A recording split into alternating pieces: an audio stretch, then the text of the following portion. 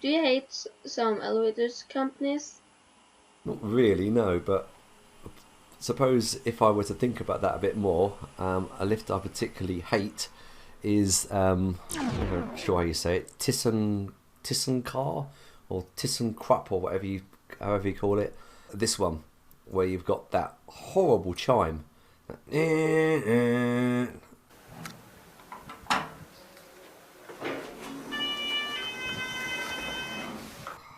There was a college library which my previous company used to go to, and there was one of these in the middle of the library.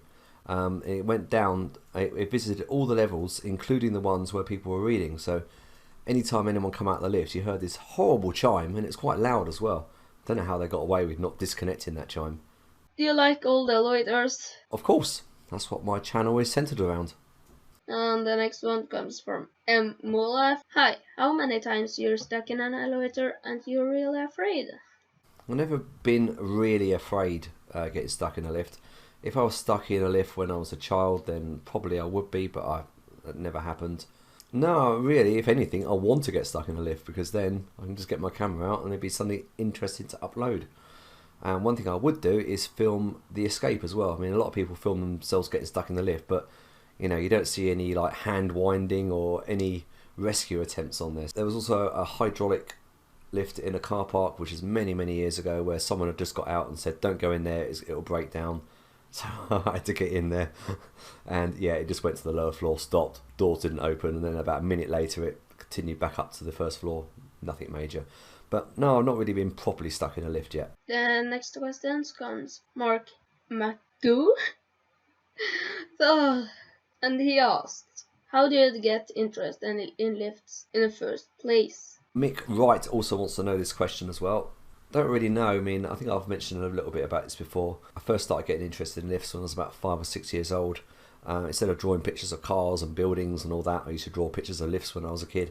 Then it went into a fear of lifts, and then it went back into an interest. And then YouTube came along, and I started filming them.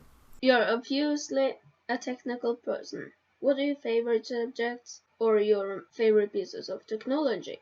Yes, I am a technical person. I'm quite interested in relays. Modern technology, I don't really know. I don't really know how to answer that one. Now I'm going to get this camera back where it was. Like, for example, this is my computer control system. I can see that someone has moved in the driveway recently. The side gate is open. Someone's walking past at the current time. That means the gate's open, and exclamation mark means it's been open for a long time. Someone didn't close it. So that gives you information. Now this is connected to the computer up in the loft. Loads of things wired up to it. Just thinking of it, another piece of modern technology that I like are the remote control or robotic vacuum cleaners like this one. I want one. Next is Mick Fright. What got you into elevators in the first place? I've been speaking to some elevator enthusiasts in the UK. They seem particularly keen on Audi's elevators. Which are your favorites? Yep, kind of covered the subject already. I like Otis. Older lifts have interesting ideas and designs to make them work, like Schindler, they have that floor selector wheel. Otis have the carriage. Express have that clicky floor selector. So each manufacturer has their own designs, which I'm quite interested in. Who are your favorite elevator YouTubers? I like any lift or elevator YouTubers that have got something different to offer. Let's say there's a particular thing which they like doing. So other than just riding a lift up to the top to the bottom, if they were to study something in detail, that's what I like. So I think I've got some favourite YouTubers just based on that. Just different things which they do, which is different from everyone else. Some other elevator fans seem to get a lot of hassle from security guards.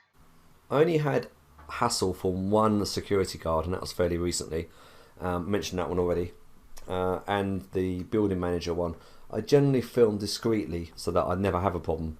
If I'm filming a shop, you kind of get an idea where you are being noticed. Like if you're hanging around in a particular area waiting for the lift to come down with no one in it, then if there's a member of staff which keeps looking over at you, then you get an idea that you've got to hurry up what you're doing or get out of there or come back later. in Bentall's in Bracknell. I was trying to wait for the lift to come down for there to be no one in it, and behind me was the door that goes up to the management offices, and there was a member of staff which walked past me, gave me a look, went in her door and then didn't close it properly and kept looking out, and I kind of like knew I've got to get in the lift this time. But any hassle? No. How do you find out about good elevators? From about before 2010, I used to use Google Maps and Google Street View. That gave me an idea of some car parks I might want to visit that looked old. Nowadays, if I went to them car parks, I'll probably find modernised lifts. You know, wherever my work takes me, there might be an interesting one there to film, or maybe in the surrounding areas. Or if I'm driving past an area which looks like it might have an old lift in there or something of interest, then I stop.